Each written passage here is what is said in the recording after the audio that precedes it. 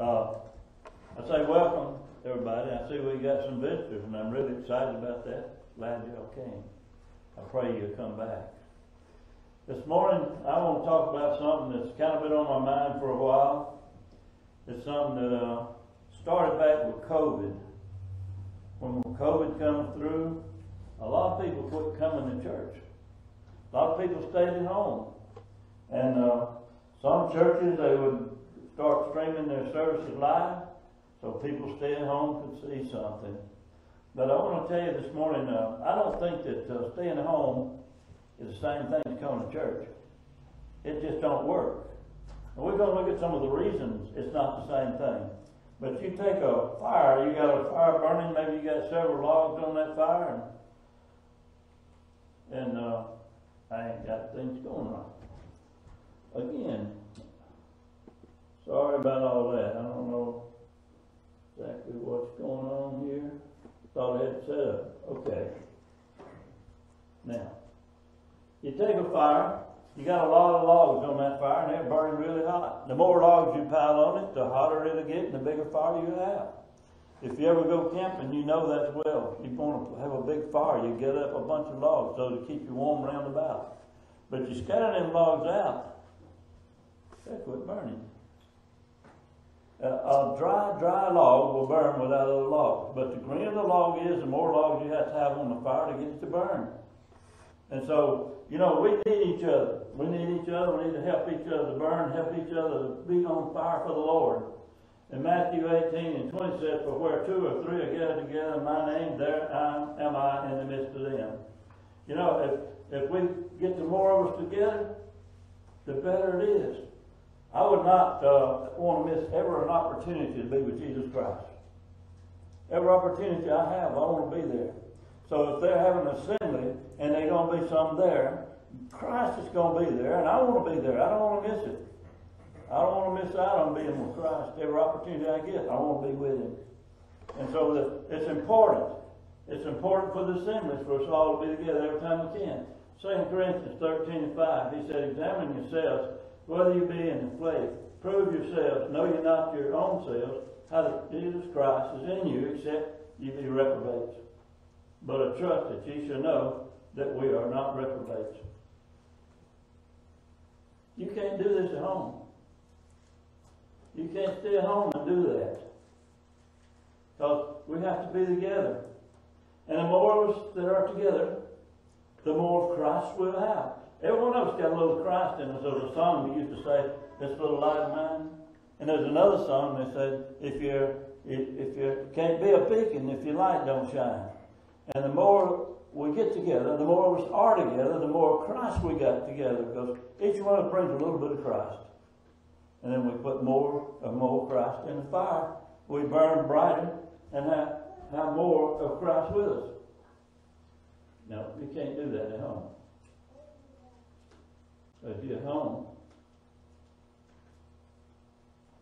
you don't give that light like you would when you're together. Romans 15:5.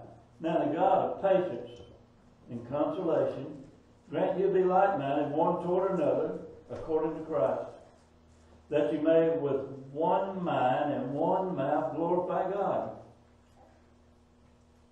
even the Father of our Lord Jesus Christ.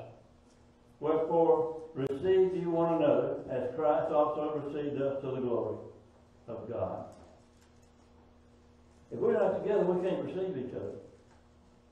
If we're not coming together, we can't sing with one mouth to glorify God, like we were singing a minute ago. We were all singing together, and we're all singing to God and praising God. It's important that we come together and be like-minded with one another for Christ. You can't be like-minded if you don't know each other's mind. And so we are here together today to share our minds, and we're glorifying God with one mouth. It's praising God. You can't do that at home. It don't work to be at home and try to do that. It says in 1 Corinthians 11 and 26. For as often you eat this bread and drink this cup, you do show the Lord's death till he come. Wherefore, my brethren, when you come together to eat, tarry one for another. You know, the Church of Christ puts a lot of emphasis on this right here. Communion. And you go by those churches on Sunday morning, a lot of people. You come back on Wednesday night. Where do all people go? You know, that's always been a problem, even among the denominational churches. Even you drive down the road to any church on Sunday morning, you see a lot of cars. Come back on Wednesday night, there'll be a very few cars. What's the matter? The Wednesday night service is important because you sing glory to God. You come together to glorify God, and we be a light for the world around. Sure, we want to be there every Lord's Day.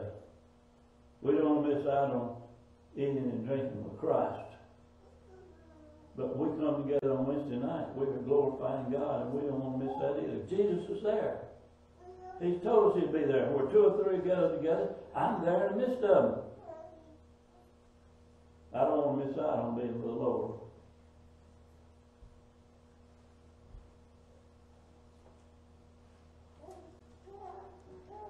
Let us therefore follow after the things which make for peace, and the things wherewith one may edify another.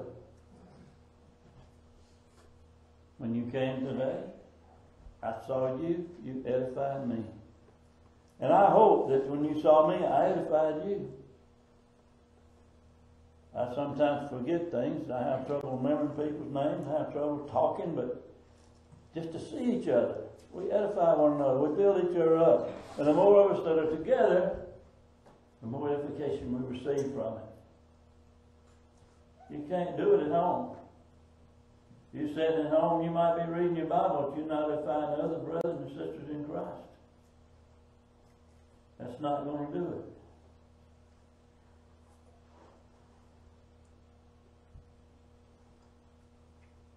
I don't know. When COVID hit, a lot of people took their own communion in their home by themselves. He said when you come together, staying at home is not a coming together.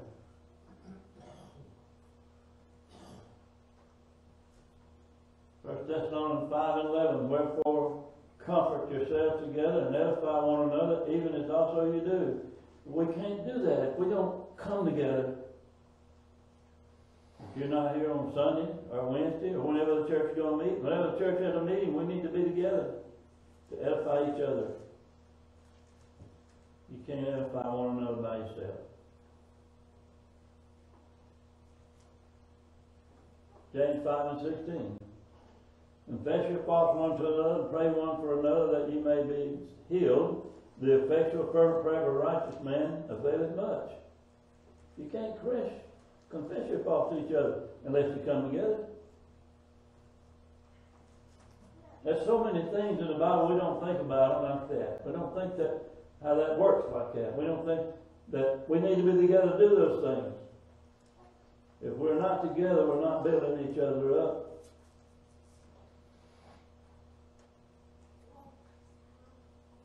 Hebrews 2:12, saying, I will declare thy name unto my brethren, in the midst of the church will I sing praises unto thee. There's no way you can do that at home.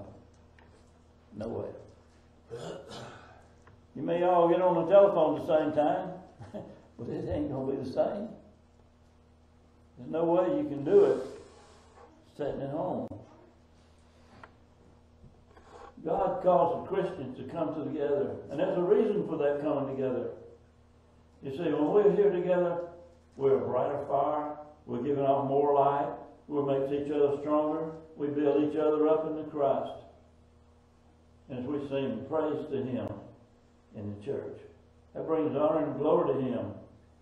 With our one mouth, we all singing same song, glorifying God. Colossians 3:15 says, and let the peace of God rule in your hearts, to the which also ye are called in one body, be ye thankful. We're called in one body. We're not a body if one's over here, one's over there. When we come together, we make that body. said, let the word of Christ dwell in you richly in all wisdom, teaching and admonishing one another in psalms, hymns, spiritual songs, singing with grace in your heart to the Lord. That's going to be hard to do if you're sitting at the house or you're sitting out on the street. It's going to be hard to do if you're sitting over in a ball game. It'll be hard to do. Ephesians 19. Speaking to yourselves in psalms and hymns and spiritual songs, singing and making melody in your heart to the Lord. How can we speak to ourselves if ourselves are not together? We come together and He tells us to sing to God, making melodies in our heart together, glorifying God. In Ephesians 5 and 20, giving thanks always for all things unto God and the Father in the name of our Lord Jesus Christ, submitting yourselves one to another in the fear of God. Submitting yourself one to another. You cannot do that sitting at home.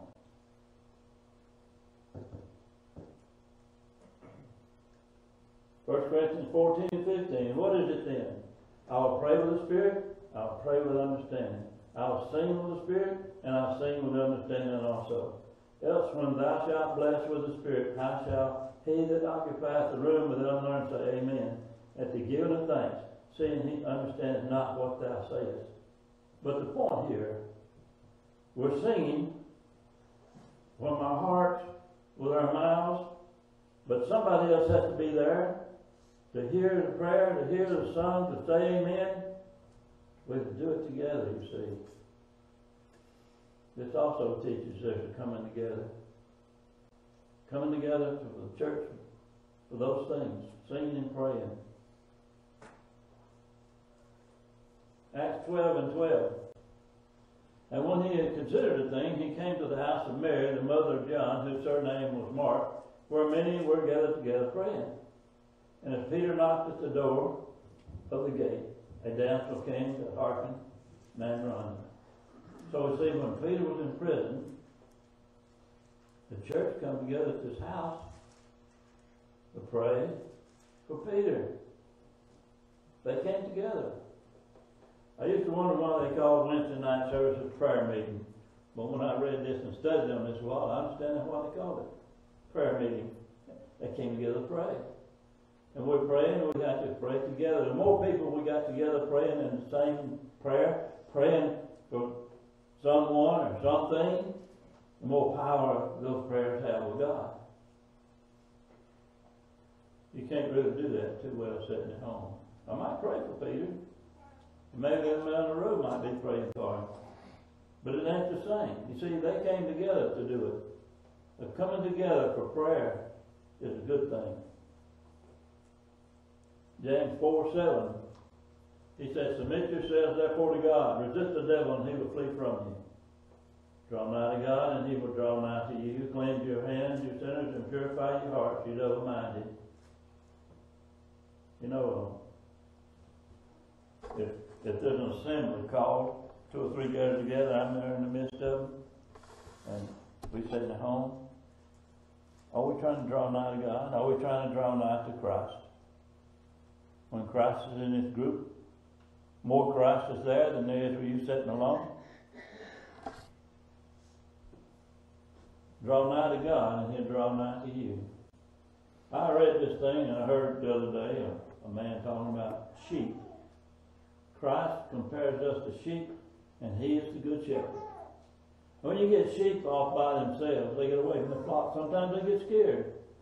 Something startles them. They freeze. They can't move. And they just be stuck there. Some of them will be trembling. But when the shepherd comes over and puts his hand on them, they calm down and they'll follow the shepherd. Sheep are not like cows. Cows, you have to drive them. Sheep, you can lead them and they follow. They will follow the good shepherd, the shepherd that tends to them, takes care of them.